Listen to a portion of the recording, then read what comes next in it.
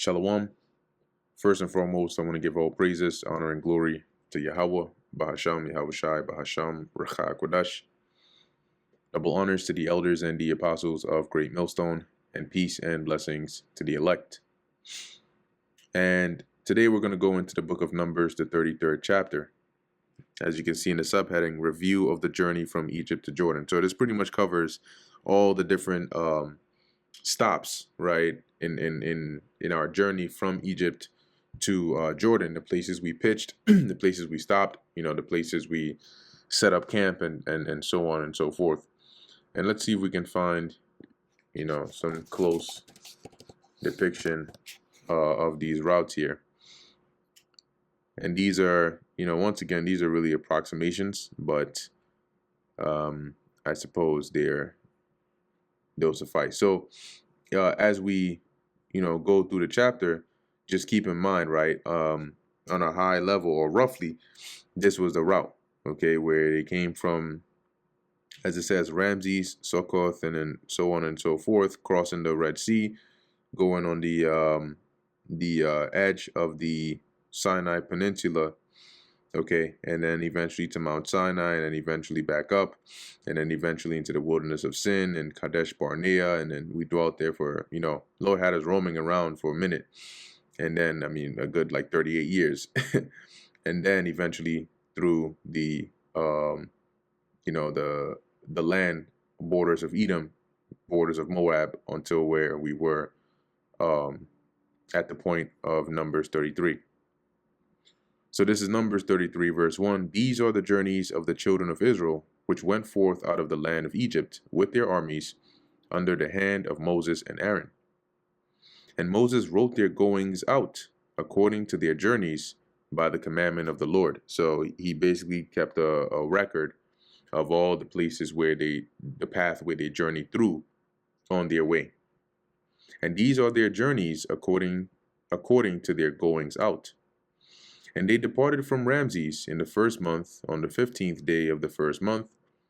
On the morrow after the Passover, the children of Israel went out with an high hand in the sight of all the Egyptians. And that high hand meaning like symbolizing victory, right? They went out victorious from slaves to, being freed, as the Lord had basically taken over or taken down the Egyptians and delivered Israel.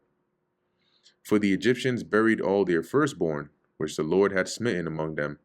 Upon their gods also the Lord executed judgments. So their idols, as the Lord, with all the plagues that the Lord brought upon them, not only was it a mockery of their idols, but it showed just how worthless their idols were, as they weren't able to deliver them from the judgments of the Lord that he brought upon them. And the children of Israel removed from Ramses and pitched in Succoth. And they journeyed from Succoth and pitched in Etham, which is in the edge of the wilderness. And they removed from Etham and turned again onto Pahiharoth, which is before Baal Zephon. And they pitched before Migdal.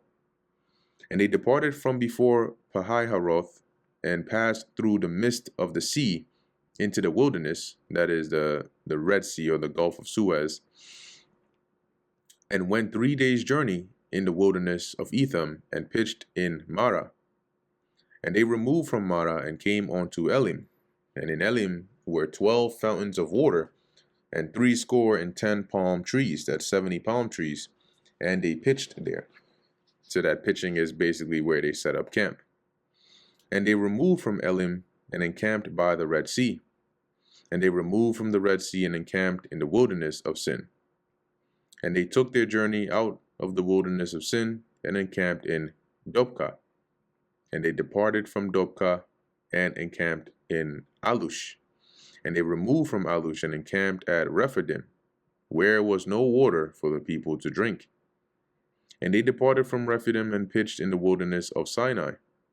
And they removed from the desert of Sinai and pitched at Kibroth Hatava. Now, keep in mind that all this was determined by when the chariot of the Lord, or the cloud as it was referred to, would ascend. So that would let them know, okay, it's time to move, and then it would move, and they would follow it, and then it would stop, and then they would know, okay, this is where we're gonna encamp for however long it is. And they departed from Kibroth Hatava and encamped at Hazeroth. And they departed from Hazeroth and pitched in Rithma. And they departed from Rithma and pitched in Ramon Perez, or pitched at Ramon Perez. And they departed from Ramon Perez and pitched in Libnah. And they removed from Libnah and pitched at Risa. And they journeyed from Risa and pitched at Kehelatha. And they went from Kehelatha and pitched in Mount Shafir. And they removed from Mount Shafir and encamped in Harada. And they removed from Harada and pitched in Makiloth. And they removed from Makiloth and encamped at Tahath. And they departed from Tahath and pitched at Tara. And they removed from Tara and pitched at Mithka. And they went from Mithka and pitched in Hashmonah. And they departed from Hashmonah and encamped at Maseroth. And they departed from Maseroth and pitched in Bene-Jaakan. And they removed from Bene-Jaakan and encamped at Horhar Gidgad. And they went from Horhar Gidgad and pitched in Jotbatha. And they removed from Jotbatha and encamped at Ebronah. And they departed from Ebronah and encamped at Ezion-Gaber. And they removed from Ezion-Gaber and pitched in the wilderness of Zin, which is Kadesh. And they removed from Kadesh and pitched in Mount Hor, in the edge of the land of Edom. And Aaron the priest went up into Mount Hor at the commandment of the Lord and died there. In the 40th year after the children of Israel were come out of the land of Egypt, in the first day of the 5th month. Now, keep in mind, it definitely does not take 40 years to travel from Egypt to that area, right, in the plains of Moab, or even the coast of Edom. But the Lord deliberately dragged it out, as he mentioned he would, to slay or to kill off that wicked generation. And Aaron was 123 years old when he died in Mount Hor. The king of Arad, the Canaanite, which dwelt in the south in the land of Canaan, heard of the coming of the children of Israel. And they departed from Mount Hor and pitched at Zalmonah, or Zalmunna. And they departed from Zalmunna and pitched in Punon. And they departed from Punon and pitched in Oboth. And they departed from Oboth and pitched in Ijia Barim, in the border of Moab. And they departed from Lim, which would be, I suppose, another name for this Ijia Barim, and pitched in Dibon Gad. And they removed from Dibon Gad and encamped in Almon Diblathaim. And they removed from Almon Diblathaim and pitched in the mountains of Abarim before Nebo. And they departed from the mountains of Abarim and pitched in the plains of Moab by Jordan near Jericho. And they pitched by Jordan from Beth Jesimoth even onto Abel Shittim in the plains of Moab. And that's where they were encamping.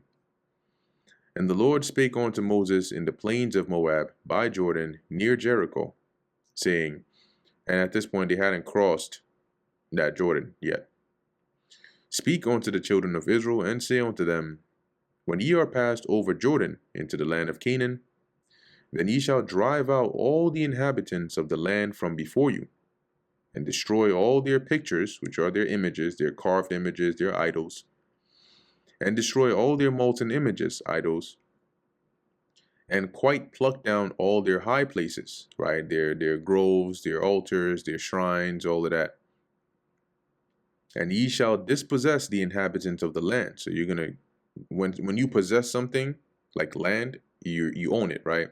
When you dispossess it, you take it away from them. So we would take them off the land by slaying them, and dwell therein, And so we'll take it for ourselves. For I have given you the land to possess it. And ye shall divide the land by lot for an inheritance among your families. So the land basically of what portion would go to what tribe, i.e. how the land would be divided, would be by lot. And that lot would determine, would basically allow us to determine this division by the Lord. Okay. And to the more ye shall give the more inheritance. So to the bigger tribes, the land or portion they would get would be bigger. And to the fewer ye shall give the less inheritance. So if we look at this map, you'll notice you have, for example, Dan here, right, which wasn't as big as Manasseh, for example, right, or Zebulon, which wasn't as big as Judah, for example. Hence, you know, as it says here, they were given in proportion, pro rata, to the size of their tribes. Every man's inheritance shall be in the place where his lot falleth. So, all right, when I think in the book of Joshua, when we went through, the Lord outlined the borders of the land, right? This part onto this part, this part onto that part, this part onto this part, this part onto this part. So your inheritance or the portion given to you would be where the lot would fall. Okay, this top left portion should go to which tribe? Okay, it fell on the tribe of I don't know, Naphtali. Okay, so that's your lot, that's your land. According to the tribes of your fathers ye shall inherit. But if you will not drive out the inhabitants of the land from before you, so if you refuse or you don't end up kicking them out of the land, then it shall come to pass that those which ye let remain of them, so the remnant that you allow to stay, shall be pricks in your eyes and thorns in your sides, and shall vex you in the land wherein ye dwell. This is not like the Canaanites are gonna transform into pricks and start poking your eyes, but it's to it's a metaphor for they're gonna be like, if somebody says like a pain in your ass, right, or a thorn in your side, they're gonna be a burden onto you, right, bothersome onto you. Moreover, it shall come to pass that I shall do unto you as I thought to do unto them. So what did the Lord think to do unto them? Well, he thought to empty them out of the land. So the Lord is saying here, if you don't kick them out of the land, what's going to end up happening is I'm eventually going to drive you out of the land, just as I initially intended to drive them out of the land. And why? Because eventually, a part of them being pricks and thorns and vexing is that, similar to what happened with the Midianite women, it would happen in the land of Canaan, as it did, right? You would fall prey to their customs, to their idols, and you would start to go astray, being led of them, and then eventually you're going to get judged and kicked out of the land. And that brings us to the end of the book of Numbers, the 33rd chapter. Lord willing, that was edifying to the elect. In closing, I want to give all praises, honor, and glory to Yahweh, Bahasham Yahushai, Bahasham Racha Kodash. And until next time, Shalom.